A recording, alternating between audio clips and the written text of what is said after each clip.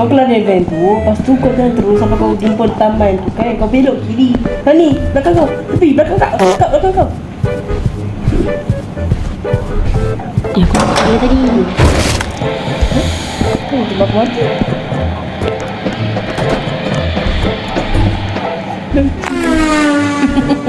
Di situ lah cuba aku mati. I wonder if you know how many balik. Anjing balik. Dia memang tunggu depan ni lah. Tanya. Boleh tolak. Aku kat sini balik. Tarik aku. Siapa tu? Siapa tu? Aku nampak.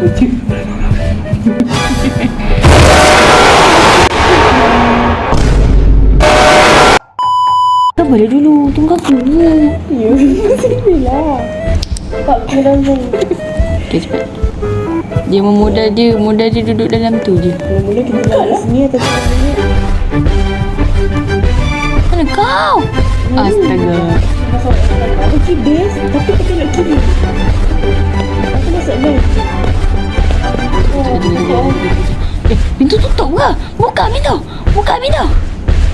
Itulah, aku pergi. Ikut pintu belakang. Dia masuk. Dia ikut aku. Sini kat aku. Tak, aku nak tekan kau ni. Aku nak pergi. Aku nak merangkak tadi Tak, tu. ni sini ikut sini.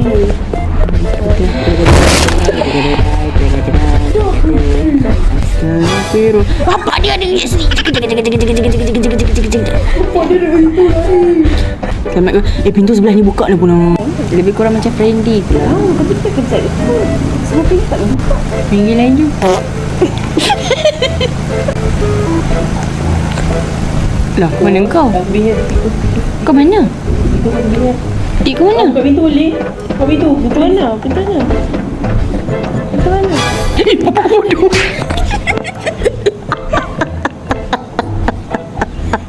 Kurang.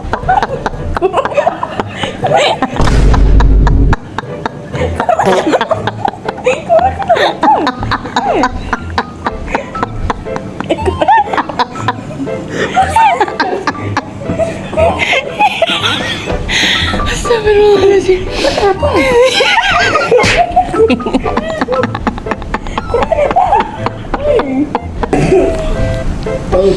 Tak.